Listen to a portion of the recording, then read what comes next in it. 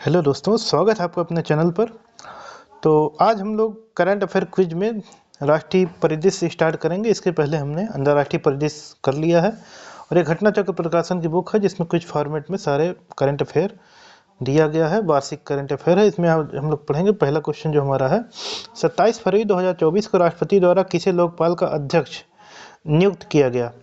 तो इसमें जो आंसर होगा न्यायमूर्ति अजय मानिकराव खानविलकर। तो लोकपाल के नए अध्यक्ष एवं सदस्य नियुक्त किए गए। क्या नाम है इनका? किसके द्वारा नियुक्त किया गया? राष्ट्रपति द्रौपदी मुर्मू के द्वारा नियुक्त किया गया। 27 फरवरी 2024 को नियुक्त किया गया। और अध्यक्ष जो नियुक्त हुए हैं उच्चतम न्यायालय के पूर्व न्यायाधीश हैं न्यायमूर्ति अजय मानिकराव खानविलकर, इनका नाम है। और न्यायिक सदस्य की बात करें तो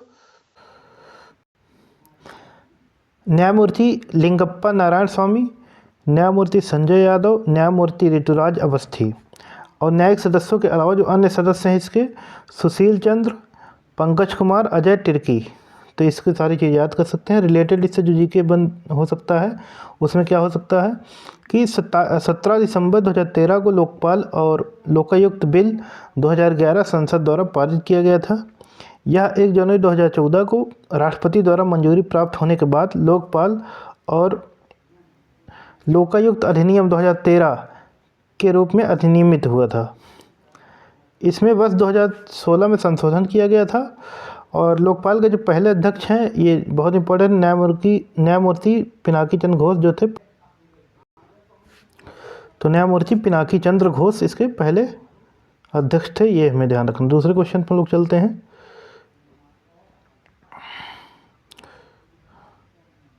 नौवें रायसीना डायलॉग 2024 से संबंधित निम्न कथनों पर विचार करना है। 21 से 23 फरवरी 2024 के मध्य इसका आयोजन नई दिल्ली में किया गया, जो कि बिल्कुल सही है। और इसका आयोजन 2016 से किया जा रहा है। तो ये भी दोनों यानी पॉइंट्स हैं। इसके बारे में हम लोग थोड़ा एक्सप्लेनेशन देखेंगे। नौवां रायसीना जो डायलॉग है 2024 आयोजित हुआ।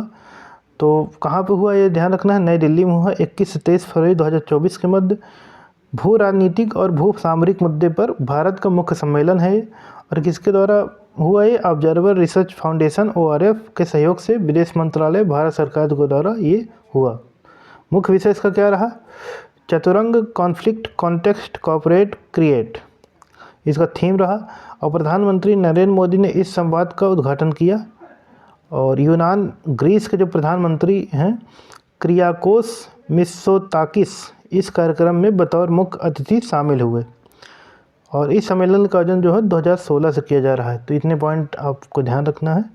आगे हम लोग देखते हैं 37वें सूरज कुंड अंतर्राष्ट्रीय शिल्प मेला 2024 से संबंधित निम्न कथनों पर विचार कीजिए। यह मेला 2 से 18 फरवरी 2024 के मध्य फरीदाबाद हरियाणा में आयोजित किया गया। सही पॉइंट है। दूसरा जो इसका पॉइंट है, इस बार मेले की थीम उत्तर प्रदेश राज्य पर आधारित है, ये गलत है। तो इसका जो सही पॉइंट होगा पहला होगा।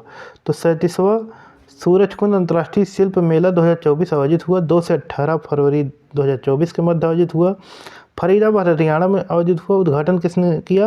राष्ट्रपति द्रौपदी मुर्मू ने किया। और मेले का जो भागीदार देश रहा इसमें तंजानिया। तो इम्पोर्टेंट इसमें यह है कि मेले का जो भागीदार है, सूरजकुंड जो जगह का नाम है ये फरीदाबाद में है, तो उसी के नाम पे नाम पड़ा है। और मेले में भागीदार देश रहा तंजानिया। इस बार मेले की जो थीम आधारित है गुजरात राज्य पर आधारित है। अगला जो क्वेश्चन है, प्रधानमंत्री नरेंद्र मोदी द्वारा जम्मू और कश्मीर में उद्घाटित राष्ट्र को समर्पित और आधारशिला रखी गई परियोजनाओं के संबंध में विकल्प में कौन सा सही नहीं है? तो इसमें पहला पॉइंट है 20 फरवरी 2024 को प्रधानमंत्री नरेंद्र मोदी ने जम्मू में 32,000 करोड़ रुपए से अधिक की कई परियोजनाओं का उद्घाटन किया, राष्ट्र को समर्पित किया और आधारशिला रखी।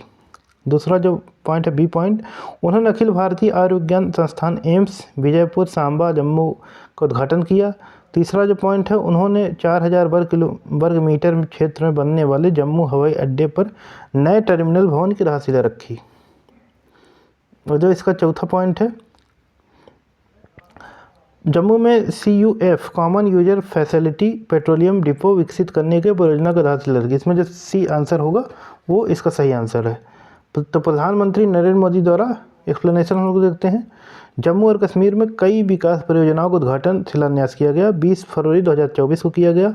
उद्घाटित राष्ट्र को समर्पित और शिलान्यास की कई विकास परियोजनाओं की कुल लागत जो रही 32,000 करोड़ रुपए से अधिक इसकी लागत रही। ये परियोजनाएं संबंधित हैं स्वास्थ्य, शिक्षा, रेल, सड़क, विमानन, पेट्रोलियम और नागरिक बुनियादी ढांचे सहित कई क्षेत्रों से। प्रधानमंत्री ने उद्घाटन किया अखिल भारतीय आयुर्विज्ञान संस्थान एम्स विजयपुर सांबा। जम्मू 1660 करोड़ रुपए से अधिक की लागत से 227 एकड़ से अधिक क्षेत्र में स्थापित हुआ है। तो इम्पोर्टेंट है कि एम्स जो है विजयपुर सांबा जम्मू में इसकी उद्घाटन इन्होंने किया था, प्रधानमंत्री मोदी ने। जम्मू हवाई अड्डे पर नए टर्मिनल भवन की आधारशिला भी रखी गई। तो टर्मिनल भवन का निर्माण 40,000 वर्ग मीटर क्षेत्र में किया जा रहा है। और रेल परियोजना बनिहाल, खारी, सुंबर और संगलदान 48 किलोमीटर की और नव विद्युतीकृत बारामूला, श्रीनगर, बनिहाल, संगलदान खंड 185.66 किलोमीटर के बीच नई रेल लाइन सहित जम्मू और कश्मीर में विभिन्न रेल परियोजनाएं राष्ट्र को समर्पित हुई। और घाटी में पहली इलेक्ट्रिक ट्रेन और संगलदान स्टेशन और बारामूला स्टेशन के बीच ट्रेन सेवा को हरी झंडी दिखाकर रवाना किया गया। और आधारशिला रखी गई सड़क परियोजनाओं की। इसको उसमें हम देखते हैं तो जम्मू को कटरा से जोड़ने वाले दिल्ली अमृतसर कटरा एक्सप्रेसवे 44.22 किलोमीटर सहित अन्य रेल परियोजनाओं की आधारशिला रखी गई। और CUF common user facility petroleum depot विकसित करने की परियोजना भी इसमें रखी गई। तो जम्मू में इसकी आधारशिला रखी गई और इसके निर्माण से लागत जो राशि रही 670 करोड़ रुपये इसकी आधारशिला राशि है। अगला जो है निम्न कथनों पर विचार कीजिए। 10 से 18 फरवरी 2024 के मध्य नई दिल्ली विश्व पुस्तक मेला 2024 प्रगति मैदान नई दिल्ली में आयोजित हुआ, जो कि बिल्कुल सही है। और इस पुस्तक मेले की थीम जो थी आज़ादी का अमृत महोत्सव, जो कि गलत है। तो हम लोग इसके बारे में देखते हैं। नई दिल्ली विश्व पुस्तक मेला 2024 10 से 18 फरवरी 2024 के मध्य आयोजित हुए। स्थल प्रगति मैदान नई दिल्ली में। मुख्य जो विषय रहा इसका बहुभाषी भारत एक जीवंत परंपरा। किसके द्वारा ये किया गया आयोजन? तो नेशनल बुक ट्रस्ट यानी NBT, शिक्षा मंत्रालय और भारत सरकार के द्वारा। तो नेशनल बुक ट्रस्ट, शिक्षा मंत्रालय, भारत सरकार के द्वारा इसको यानी किया गया, आयोजन किया गया। अतिथि देश इसका कौन सा रहा हमारा? तो अतिथि देश रहा सऊदी अरब। आगे अगले क्वेश्चन चलते हैं हम लोग। फरवरी 2024 में जल जीवन मिशन और स्वच्छ भारत मिशन ग्रामीण पर राष्ट्रीय सम्मेलन 2024 कहाँ आयोजित हुआ? तो ये लखनऊ हुआ। तो जल इसके बारे में देखते हैं हम लोग। लखनऊ में जल जीवन मिशन और स्वच्छ भारत मिशन ग्रामीण पर राष्ट्रीय सम्मेलन 2024 16-17 फरवरी 2024 के मध्य हुआ। कहाँ पे हुआ? लखनऊ, उत्तर प्रदेश में हुआ। किसके द्वारा हुआ? पेयजल और स्वच्छता विभाग, जल शक्ति मंत्रालय, भारत सरकार के द्वारा। इस सम्मेलन के आयोजन के लिए भागीदार जो राज्य रहा उत्तर प्रदेश रहा। केंद्रीय जल शक्ति मंत्री गजेंद्र सिंह शेखावत ने इस सम्मेलन को संबोधित किया। रिलेटेड इससे जो जीके बन सकता है जल जीवन मिशन के बारे में, इसे 15 अगस्त 2019 को शुरू किया गया था। इस मिशन का उद्देश्य भारत के सभी ग्रामीण घरों में व्यक्तिगत घरेलू नल से जल के कनेक्शन के माध्यम से सुरक्षित और पर्याप्त पेयजल उपलब्ध कराना है। स्वच्छ भारत मिशन ग्रामीण के बारे में बात करेंगे। 2 अक्टूबर 2014 से शुरू किया गया है। अगला जो क्वेश्चन है, 15 फरवरी 2024 को राष्ट्रपति द्वारा जल प्रदूषण निवारण और नियंत्रण संशोधन अधिनियम 2024 को मंजूरी प्रदान किया गया। इस अधिनियम में प्रावधानों का उल्लंघन करने पर कितनी राशि का जुर्माना लगाने का प्रावधान किया गया है? तो इसका जो सही आंसर होगा 10,000 रुपये, और 10,000 रुपये से 15 लाख रुपए तक इसमें जुर्माना लग सकता है। इसके बारे में हम लोग देख लेते हैं। जल प्रदूषण और नियंत्रण संशोधन अधिनियम 2024, तो राष्ट्रपति द्वारा इसको मंजूरी मिली 15 फरवरी 2024 को। लोकसभा द्वारा इसको पारित किया गया 8 फरवरी 2024 को और राज्यसभा द्वारा पारित किया 6 फरवरी 2024 को। संशोधन की बात करें तो जल प्रदूषण निवारण और नियंत्रण अधिनियम 1974 में संशोधन हुआ। प्रावधान की बात करें, क्या है इसमें प्रावधान? जल प्रदूषण रोकने और उसे नियंत्रित करने हेतु केंद्रीय और राज्य प्रदूषण बोर्ड गठित करना। केंद्र सरकार द्वारा बोर्ड के अध्यक्ष के नामांकन के तरीके और सेवा शर्तों का निर्धारण करने हेतु प्रावधानों को उल्लंघन करने पर 10,000 रुपये से 15 लाख रुपए तक जुर्माना की इसमें प्रावधान है। अगले क्वेश्चन चलते हैं हम लोग। 12 फरवरी 2024 को राष्ट्रपति द्वारा मंजूरी प्रदत्त संविधान जम्मू कश्मीर अनुसूचित जनजातियां आदेश संशोधन अधिनियम 2024 में कुछ जातियों को अनुसूचित जनजाति का दर्जा प्रदान करने का प्रावधान किया गया है। शामिल जनजातियों में कौन सी जनजाति इसमें शामिल नहीं है? तो इसमें बकरवाल शामिल नहीं है। तो इसके बारे में देख लेते हैं। संविधान जम्मू कश्मीर अनुसूचित जनजातियां आदेश संशोधन अधिनियम 2024 पारित हुआ 12 फरवरी 2024 को किसके द्वारा पारित हुआ? राष्ट्रपति के द्वारा हुआ। प्रावधान क्या है इसमें? पहाड़ी जाति समूह, पद्दारी जनजाति, कोली और गड्ढा ब्राह्मण को अनुसूचित जनजाति का दर्जा प्रदान करने के लिए इसमें प्रावधान है। और अगले क्वेश्चन चलेंगे हम लोग। निम्न कथनों पर विचार कीजिए। 11 फरवरी 2024 को प्रधानमंत्री नरेंद्र मोदी ने वर्चुअली प्रसिद्ध दार्शनिक एवं समाज सुधारक स्वामी दयानंद सरस्वती की 200वीं टंकारा मोरबी गुजरात में आयोजित एक कार्यक्रम को संबोधित किया। तो ये सही पॉइंट है। तो दूसरा जो पॉइंट है, स्वामी दयानंद सरस्वती को भारत का मार्टिन लूथर कहा जाता है। तो दोनों पॉइंट इसमें सही हैं। तो स्वामी दयानंद सरस्वती के बारे में देख लेते हैं। प्रसिद्ध दार्शनिक एवं समाज सुधारक ये थे। और चर्चा में क्यों रहा है? वर्ष 2024 में इनकी 200वीं जयंती मनाई जा रही है। इस उपलक्ष्य में 11 फरवरी 2024 को प्रधानमंत्री नरेंद्र मोदी ने इनकी जन्मस्थली टंकारा मोरबी गुजरात में एक कार्यक्रम को वर्चुअली संबोधित किया। इससे संबंधित जो जीके बन सकता है, उनका जन्म जो है 12 फरवरी 1824 को हुआ था। उनके बचपन का नाम मूल शंकर था और उन्होंने वर्ष 1875 में मुंबई में आर्य समाज की स्थापना की थी। आर्य समाज की स्थापना स्वामी दयानंद सरस्वती ने की थी, 1875 में किया था। निम्नलिखित में किसने 6 फरवरी 2024 को नई दिल्ली में EDCIL विद्यांजलि छात्रवृत्ति कार्यक्रम प्रारंभ किया? तो धर्मेंद्र प्रधान। इनके बारे में थोड़ा देखते हैं हम लोग। तो इस EDCIL विद्यांजलि छात्रवृत्ति कार्यक्रम शुभारंभ हुआ 6 फरवरी 2024 को। स्थान कहाँ? नई दिल्ली में। शुभारंभकर्ता कौन? केंद्रीय मंत्री धर्मेंद्र प्रधान। उद्देश्य क्या है इसका? गुणवत्तापूर्ण शिक्षा और उच्च शिक्षा संस्थानों तक पहुंच के अवसरों में अभूतपूर्व बदलाव लाना। अगला क्वेश्चन है 5 फरवरी 2024 को किसने इलाहाबाद उच्च न्यायालय के नए मुख्य न्यायाधीश के रूप में शपथ ग्रहण किया? तो न्यायमूर्ति अरुण भंसाली। तो न्यायमूर्ति अरुण भंसाली के बारे में हम लोग देखते हैं। 5 फरवरी 2024 को इलाहाबाद उच्च न्यायालय के नए मुख्य न्यायाधीश के रूप में शपथ ग्रहण किया। राज्यपाल आनंदीबेन पटेल ने उन्हें पद और गोपनीयता की शपथ दिलाई। इससे पूर्व राजस्थान उच्च न्यायालय में बतौर वरिष्ठ न्यायाधीश कार्यरत थे। स्थान किसका लिया? न्यायमूर्ति प्रीतिंकर दिवाकर का। इससे संबंधित जो जीके हो सकता है, भारतीय संविधान में अनुच्छेद 214 से 237 तक न्याय प्रशासन उच्च न्यायालय एवं अधीनस्थ न्यायालय से संबंधित प्रावधान है।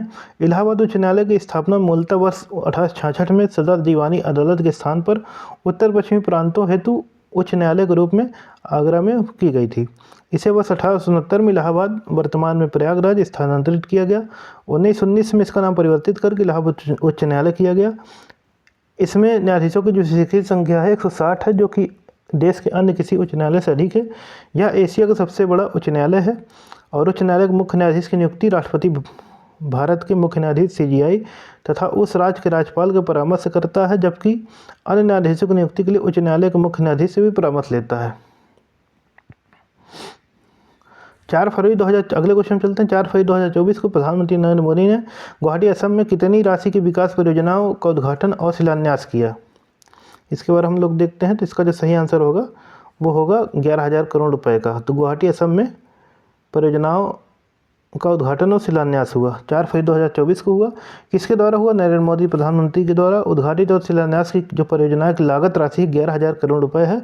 और जो इसमें परियोजनाएं की नई आधारशिला हुई, माँ कामाख्या दिव्यलोक परियोजना, माँ कामाख्या एक्सेस कॉरिडोर 34,000 करोड़ रुपए से अधिक की कई सड़क उन्नयन परियोजनाएं, खेल और चिकित्सा के बुनियादी ढांचे को बढ़ावा देने के लिए परियोजनाएं, करीमगंज में एक मेडिकल कॉलेज के विकास तथा गुवाहाटी मेडिकल कॉलेज और अस्पताल के बुनियादी ढांचे का विकास।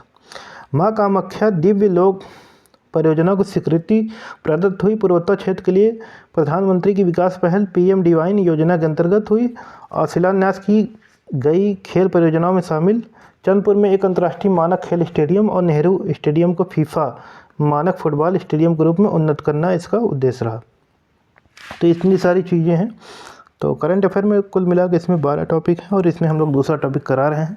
2 से 3 क्लास में हम लोग इसमें दूसरा टॉपिक ख़त्म करेंगे और कुल मिला के लगभग 20 से 25 क्लास में हम लोग पूरी करंट अफेयर बहुत जल्दी ख़त्म करेंगे। और सारी चीज़ें इसमें कवर हैं। जो आपकी वार्षिक करंट अफेयर आती है उसी का ये निचोड़ है, शॉर्ट फॉर्म में दिया गया है। और इसमें व्याख्या भी है, तो इसमें याद करने में आपको आसानी है। जो कि आगामी जो UP PCS एग्ज़ाम जुलाई में रहेगा, RO भी उसी जुलाई में आसपास रहेगा। और रेलवे के एग्ज़ाम भी लगे हुए हैं, UP पुलिस के भी लगेंगे। तो सारे एग्ज़ाम के लिए बहुत ज़्यादा इंपॉर्टेंट है और हम लोग चैनल पे इस पे आपको नई नई जो वीडियो हैं आपको लाते रहेंगे। अगर आपको वीडियो अच्छा लगे तो आप लोग चैनल सब्सक्राइब करें, लाइक करें, शेयर करें। तब तक के लिए धन्यवाद।